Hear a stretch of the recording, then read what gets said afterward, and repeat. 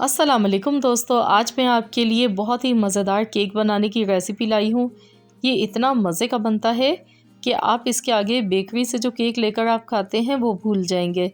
आप घर पर ही इतने आसान तरीके से ये केक बना सकते हैं, कुछ ही मिनटों में ये बन जाता है और बहुत ही मज़ेदार बनता है। तो देखने में ये कितना यमी सा लग रहा है, स्पॉन्जी लग रहा है, तो ये वाकई में बहुत ही मज़े का केक बना है। तो चलिए हम रेसिपी देख लेते हैं। इस केक को हमने आज खजूर के साथ बनाया है। तो जो इसको हमने आज फ्लेवर दिया है इसमें वो खजूर का है। तो मैंने यहाँ पे 8 से 10 खजूरें ली और इनको काट के रख लिया है। इनके बीच में जो गुठली होती है वो हमने निकाल दी और इसको पहले वॉश करना है, उसके बाद आपने इस तरह से काट लेना है। और खजूर आप कोशिश कीजिएगा कि सॉफ्ट वाली खजूर आपने इसमें यूज़ करनी है। तो आज का जो केक है वो हम ब्लेंडिंग जार में बनाएंगे, जो कि मिनटों में बन जाएगा, बिना किसी मेहनत के झटपट बनेगा ये केक।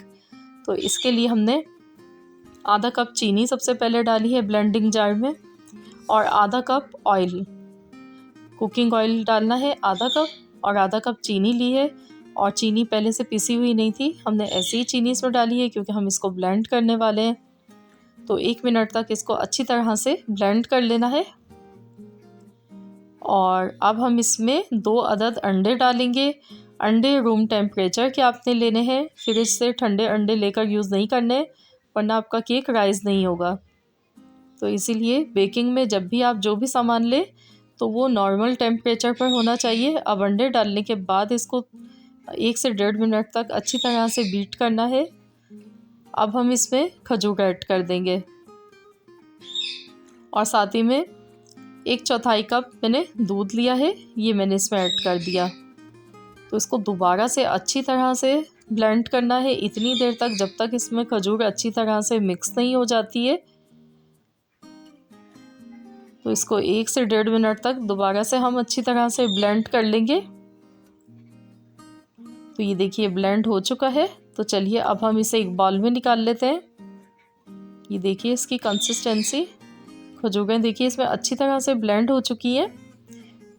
तो बस ये इतना आसान सा इसका प्रोसेस है इसको बनाने का। अब हम इसमें मैदा ऐड करेंगे।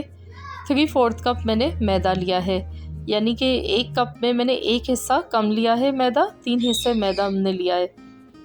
और 1 टीस्पून बेकिंग पाउडर डाल देंगे और इसको छान लेंगे।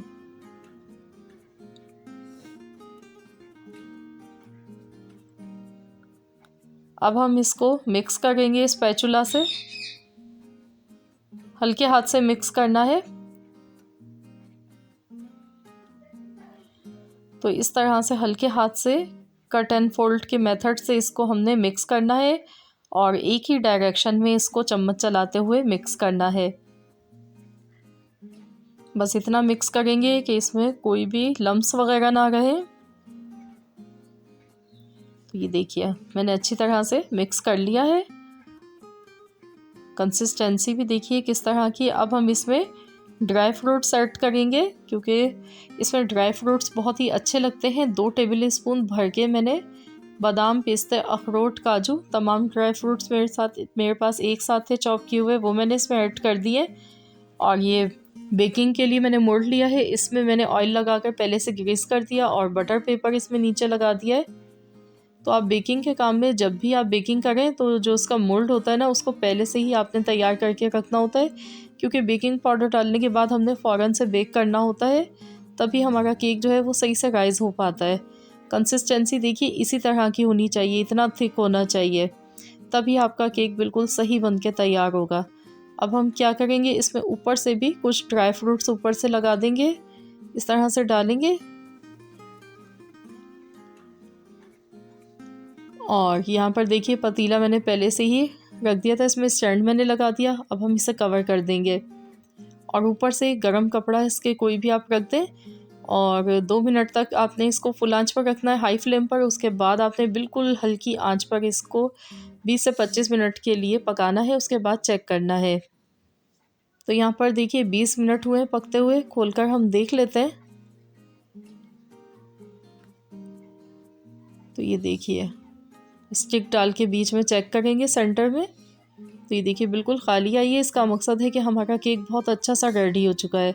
तो इसको हम निकाल लेते हैं। अभी ये काफ़ी ज़्यादा गर्म है, तो मैं इसे डीमोल्ड कर रही हूँ।